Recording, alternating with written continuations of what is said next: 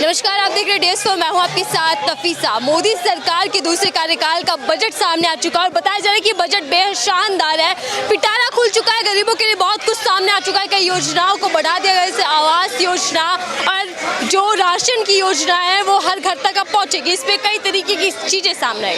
PM Modi कह रहे हैं कि गरीबों के लिए, मजदूर, किसानों के लिए, मध्य वर्ग के लोगों के लिए बजट सपने के पूरे करने जैसा होगा, यानी कि कई सपने पूरे होंगे। इसी चीज को लेकर एक बार फिर हम जनता से जुड़ चुके हैं। इस वक्त हमारे साथ जो सर है उनसे जानेंगे बजट आम लोगों के लिए कितना फायदेमंद है, कितनी राहत लेकर आया और इस बजट का सीधा असर क्या 2024 के चुनावों पर दिखाई देगा, क्योंकि कहीं ना कहीं बजट सीधा 2024 के चुनावों से देखा जाए। तो ठीक है, सबसे पहले सर आपका परिचय ले लेते, क्या नाम है? मेरा गुरप्रीत है मैम। गुरप्रीत जी, बजट को लेकर सरकार अपनी पीठ को थपथपा रही है, आप भी खुश हैं?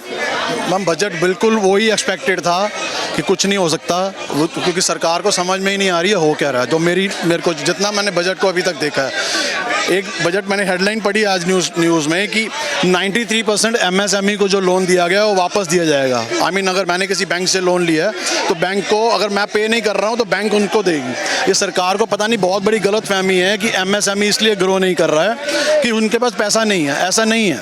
आज अगर सपोज मेरी फैक्ट्री है मेरे पास कैपेसिटी है मैन्युफैक्चरिंग करने की, तो मैं अपनी मैन्युफैक्चरिंग को डबल कर सकता हूँ। मेरे को पैसे की ज़रूरत नहीं है, मेरे को डिमांड की ज़रूरत है, जो कि लोकल की डिमांड की ज़रूरत नहीं है। और ये गवर्नमेंट को समझ में नहीं आता कि जब तक डिमांड क्रिएट नहीं करोगे आप, तब तक कोई भी सेक्टर हो, चाहे MSME का हो या शॉप खोलने वाला हो या रिटेलर हो, वो ग्रो नहीं कर सकता। इन्होंने जो उम्मीदें बजट को लेकर आम जनता की थी उसमें सरकार फेल हो गई। जीरो उसकी वजह है बहुत बढ़िया। अगर आप देखें तो आज से 8 या 10 साल पहले आप सोचें तो कोई भी था, रिटेलर था या शॉपकीपर था या लेट्स से कोई मैन्युफैक्चरर था, तो वो ग्रोथ के बारे में सोचता था। आज अगर मैंने कोई फैक्ट्री लगाई हुई है तो मैं सोचता था यार कि ना एक फैक्ट्री और लगाता हूँ या एक मशीन और लगा लेता हूँ और प्रोडक्शन बढ़ा देता हूँ। लेकिन आज के डेट में कोई ग्रोथ के बारे में, और जब कोई इंसान ये सोचना शुरू कर दे मैन्युफैक्चरर की कि मैं ग्रोथ के बारे में बहुत ना सोच कर दे कि मैंने क्योंकि जब ग्रोथ रुक जाती है तो सबसे बड़ा नुकसान उसमें गवर्नमेंट का होता है। गवर्नमेंट आज अगर मैं नई दुकान या फैक्ट्री खोलूँगा तो मैं एम्प्लॉयमेंट भी दूंगा, मैं इंपोर्ट भी करवाऊंगा, मैं सब कुछ करूँगा। तो ये गवर्नमेंट को या तो समझ में नहीं आ रही या वो देख नहीं चाह रहे हैं इसको। बजट में इसमें अब स्लैब है, हर साल आप स्लैब बढ़ा देते हो, इनकम टैक्स का स्लैब बढ़ा देते हो, तो उसमें इनकम टैक्स पे करने वाले हैं कितने? 136 करोड़ में 2% भी नहीं है जो कि इनकम टैक्स देते हैं। तो स्लैब को क्या फायदा है उसका स्लैब का? कि 2014 के बाद से हर व्यक्ति की आय 2 गुना नहीं बल्कि उससे ज्यादा अधिक हो चुकी है। अब ग्राउंड रियलिटी कुछ और है ना।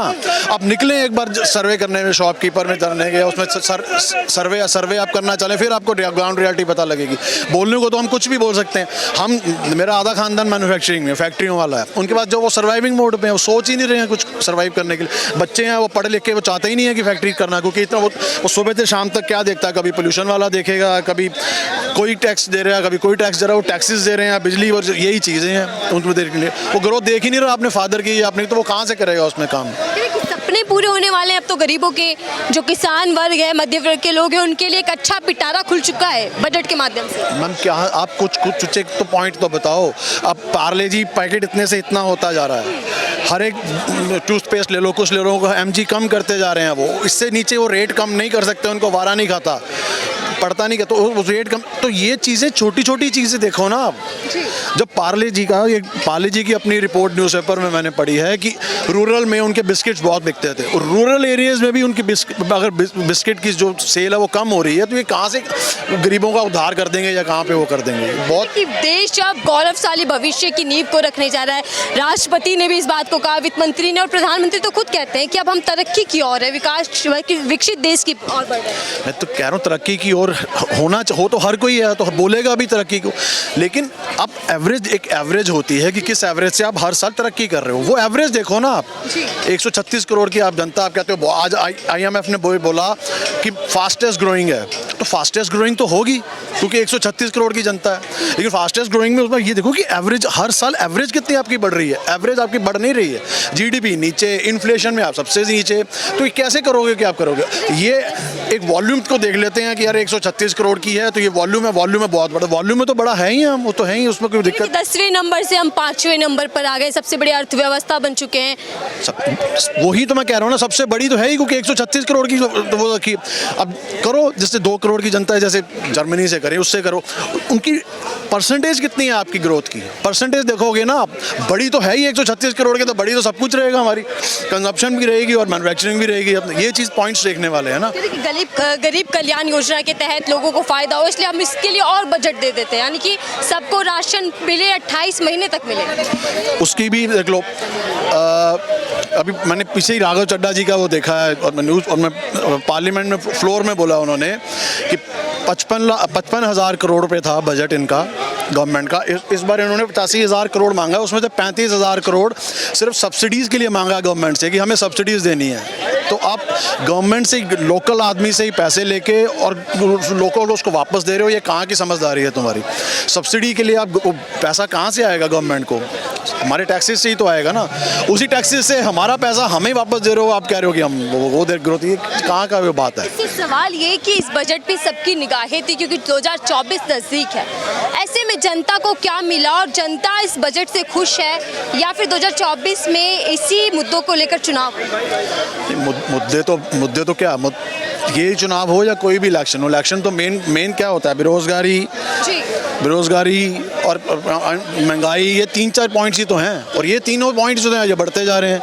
तो फिर कहाँ से 2024 में कोई दोबारा मैंने आज तक कभी 2014 से पहले कांग्रेस के सिवाय किसी को वोट नहीं दिया था, कि मेरे घर वालों ने कांग्रेस को वो देते थे, उन्होंने बोला वो हम उसको देते हैं, मैं भी देने लग गया। पर इनके भाषण, इनके कोट्स देखे ऐसे लगा कि भाई ये इंसान कुछ करेगा, इसीलिए मैंने 2014 में वोट किया था बीजेपी को। मैं तो उसमें ऑन रिकॉर्ड बोल रहा हूँ, मेरे को कोई शर्म नहीं है उसमें।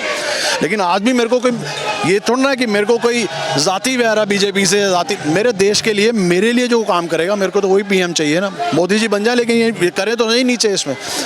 ये तो अब जब जिस इंसान ने एक बार मौका दिया, 2 बार मौका दिया, तो तीसरी बार मौका नहीं दिया जा सकता। पीएम मोदी ने पिछले 8 सालों में ना देश के लिए काम किया, ना जनता के लिए काम किया, आप ये कहना चाह रहे हैं? ना पीएम, लोगों को ये नहीं पता है कि PM is a rubber stamp. PM अपने आप में एक रबर स्टैंप होती है, उसको तो जो एक प्लानिंग कमीशन, जो फाइनेंस कमीशन, जो डिफेंस सेक्रेटरी बोल देंगे, उस पर वो मोहर लगा के आगे भेज देते हैं। अब या तो ये इनके, आप ये देख लो ना, एक हमारे फाइनेंस मिनिस्टर जी 2 साल पहले डिफेंस मिनिस्टर थे, उसके बाद 2 साल बाद उनको फाइनेंस में, अब ना वो डिफेंस के लिए कुछ कर पाए, ना फाइनेंस के लिए कुछ कर पाए। तो एक काबिलियत में कमी कहोगे, या उनको कहोगे उनको मौका नहीं दिया गया। जो बंदा जो काम है, अगर आपका ये एंकरिंग काम है तो वो आप ही कर सकते हो, मैं नहीं कर सकता।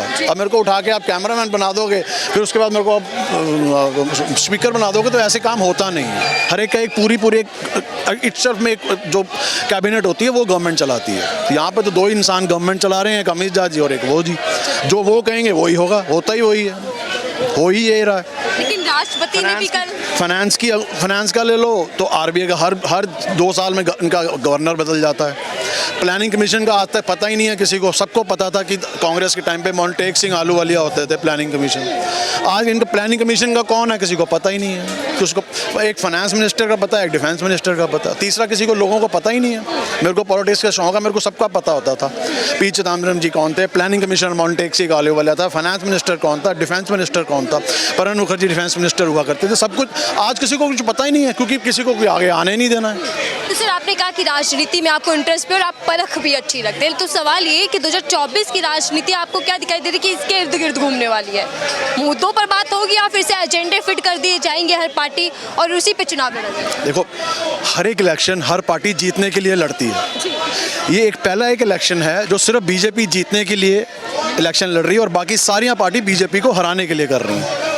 ये पहला एक इलेक्शन पूरी दुनिया में, पूरी इंडिया में तो पहली बार यही इसीलिए होने वाला।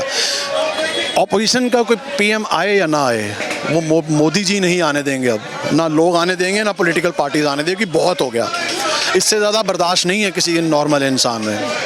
अंधभक्त हो, ये भक्त हो या एक सपोर्टर हो, वो एक अलग बात हो जाती है करने की।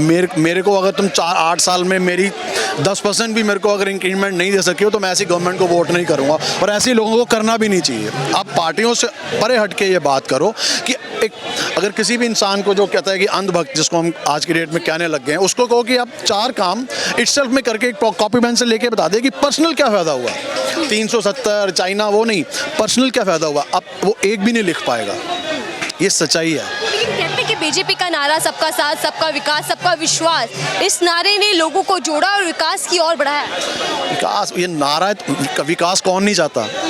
ये कोई अलग तो बहुत कोई अलग नारा तो है ही नहीं। सारी गवर्नमेंट चाहती है विकास करना, सारा हिंदुस्तान, तो मैं भी चाहता हूँ कि एज हिंदुस्तान की हिंदुस्तान कहने से कुछ नहीं होता, कर्मों से काम होता है। कर क्या रहे हो आप उस दिशा में जाने के लिए? बेटी बचाओ बेटी पढ़ाओ बहुत बड़ा नारा था, स्वच्छ सफाई अभियान, वो आज तक किसी को कहाँ गई है सारे नारे? सारे वो जैसे ही रफू चक्कर हो गए, ऐसे यही रफू चक्कर हो गए। एज ए क्लब आपको हर चीज़ लेके चलना पड़ेगा। तो सर एक सवाल कि पोस्टर और नारों से हटकर क्या धरातल पे आपको काम दिखाई देता है बीजेपी का, कि ये नारा दिया था और इस नारे को लेकर काम हुआ है? अब देखिए ना मैम, कहाँ पे हुआ है ये? इन्होंने बड़ी फ्लैगशिप इनकी वो है कि घर घर घर शौचालय। अब जाके देख लो शौचालय में, उसमें जो भी ये बोलते हैं कि मेरे को मिला 17,000 रुपये शौचालय के लिए देते हैं, वो भी ऊपर से नीचे तक पूरे कागजी कार्रवाई, ये वो मिलती ही नॉर्मल इंसान को जो हकदार है उसको इतनी मगजमारी नहीं करनी है। और 17,000 में आप एक छोटा सा कमरा नहीं डाल सकते हो प्लास्टिक का, तो ईंट और गारे का तो और लोहे का तो बन ही नहीं सकता। 17,000 रुपये मिलता है एक बाथरूम के लिए। आप घर का जो पॉट यूज होता है वही 2,000 रुपये का है। कह रहे पहली सरकार है जिसने सोचा तो सही शौचालय के लिए, पहले की सरकारों ने तो सोचा नहीं, महिला खुले में जाती थी सोच करने। मैम आज से अगर 15 साल 20 साल पहले चलेंगे तब इतनी जनता नहीं थी, तो आस्ते आस्ते आस्ते होता है। एक उसको एक मुद्दा बना के आप उछाल के चल दोगे, वो तो है ही है कि ठीक है, मैं पुरानी सरकारों ने अगर स्लो किया होगा तो आप तो फास्ट कर सकते हो, करो पूरा। 2 लाख गाँव हैं हिंदुस्तान में, सिर्फ 20,000 गाँव रहते थे सब्जी करने, इन्होंने हर गाँव हर बिजली। तो कथनी और करनी में फ़र्क नहीं होना चाहिए। जब आप किसी पद पे बैठे हो तो कथनी करने में फ़र्क नहीं होना चाहिए। और अगर कोई आगे से आपको बोल रहा है कि आप क्या कथनी करने में फ़र्क है, तो उसको आप करो ना, कोर्ट में लेके जाओ या उसको वहीं पे स्पॉन्टेनियसली जवाब दो। कोई नहीं दे पाएगा स्पॉन्टेनियसली आपको जवाब कि क्या कर रहे हो क्या नहीं कर रहे हो आप। तो बहुत धन्यवाद हमसे बात करने के लिए। सर का कहना है कि जो बजट से उम्मीदें थी कि गरीबों के लिए राहत लेकर आएगा, कई तरीके की लोगों को फ़ायदा होगा, वो बजट में कोई दिखाई नहीं दिया। ये बजट बिल्कुल वैसा ही है जैसे पिछले साल के कई बजट सामने आए। ऐसे में सरकार पे सवाल ये होता है कि क्या सरकार इस बजट के माध्यम से अपनी राजनीतिक रोटियां सेक रही है, अपनी ज़मीन को मजबूत करे। फिलहाल के लिए दीजिए इजाज़त।